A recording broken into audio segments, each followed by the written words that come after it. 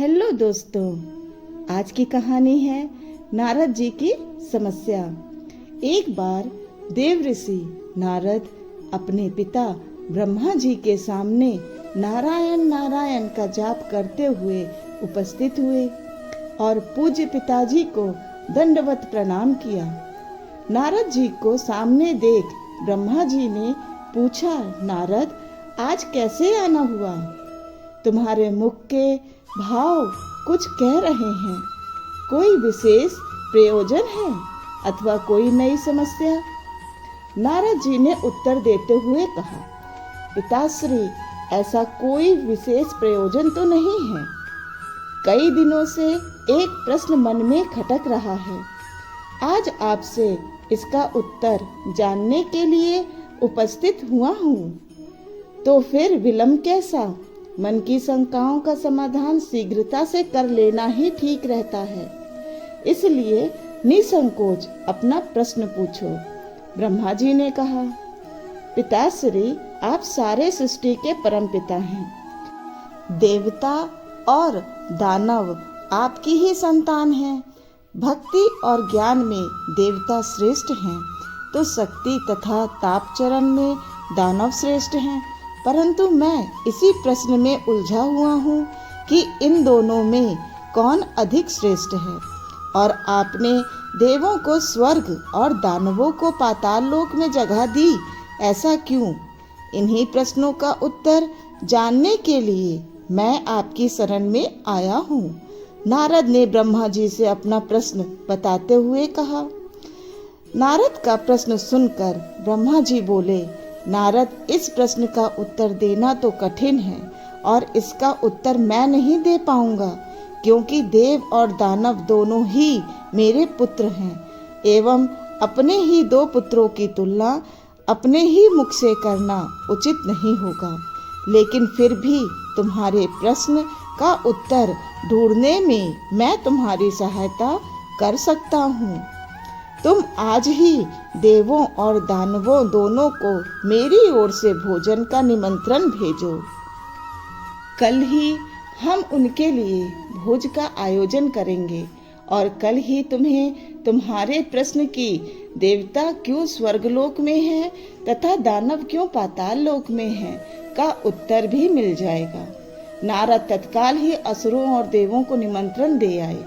दूसरे दिन दानव ब्रह्मलोक में भोजन का आनंद लेने के लिए पहुंच गए और उन्होंने पहले पहुंचने के कारण भोजन की पहली शुरुआत खुद से करने के लिए ब्रह्मा जी से आग्रह किया। भोजन की थाली परोसी गई। दानव भोजन करने के लिए बैठे। वे भोजन शुरू करने ही वाले थे कि ब्रह्मा जी हाथ में कुछ लकड़ियां लेकर उनके समक्ष उपस्थित हुए और उन्होंने कहा, आज के भोजन की एक छोटी सी शर्त है। मैं यहाँ उपस्थित हर एक अतिथि के दोनों हाथों में इस प्रकार से लकड़ी बांधूंगा कि वो कोहनी से मुड़ नहीं पाए और इसी स्थिति में सभी को भोजन करना होगा। कुछ देर बाद सभी असुरों के हाथों में लकड़ियां बंध चुकी थीं। अब असुरों ने खाना शुरू किया, पर ऐसी स्थिति में कोई कैसे खा सकता था? कोई असुर सीधे थाली में मुंह डालकर खाने का प्रयास करने लगा, तो कोई भोजन को हवा में उछालकर मुंह में डालने का प्रयत्न करने लगा। दानवों की ऐसी स्थिति देखकर नारद जी अपनी हंसी नहीं रोक पाए। अपने सारे प्रयास विफल होते देख दानव बिना खाए ही उठ गए और क्रोधित होते हुए बोले, हमारी यही दशा ही करनी थी तो हमें भोजन पर बुलाया ही क्यों? कुछ देर पश्चात देव भी यहाँ पहुँचने वाले हैं। ऐसी ही लकड़ियाँ आप उनके हाथों में भी बांधिएगा ताकि हम भी उनकी दुर्दशा का आनंद ले सकें। कुछ देर पश्चात देव भी वहाँ पहुँच गए और अब देव भोजन के लिए बैठे। देवों के भोजन मंत्र पढ़ते ही ब्रह्मा जी ने सभी के हाथों में लकड़ियाँ बांधी और भोजन की शर्त भी रखी। हाथों में लकड़ियां बांधने पर भी देव शांत रहे। वे समझ चुके थे कि खुद अपने हाथ से भोजन करना संभव नहीं है, अतः वे थोड़ा आगे खिसक गए और थाली से अन्न उठा सामने वाले को खिलाकर भोजन आरंभ किया। बड़े ही स्नेह के साथ वे एक दूसरे को खिला रहे थे और भोजन का आनंद ले रहे थे। उन्होंने भोजन का भरपूर स्वाद लिया, साथ ही दूसरों के प्रति अपना स्नेह और सम्मान जाहिर किया। यह कल्पना हमें क्यों नहीं सूझी? इसी विचार के साथ दानव बहुत दुखी होने लगे। नारद जी यह देखकर मुस्कुरा रहे थे। नारद जी ने ब्रह्मा जी से कहा, पिताश्री, आपकी लीला अगाध है।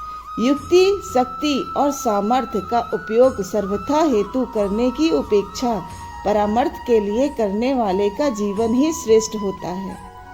दूसरों की भलाई में ही अपनी भलाई है, यह आपने सप्रमाण दिखा दिया और मुझे अपने प्रश्नों का उत्तर मिल गया।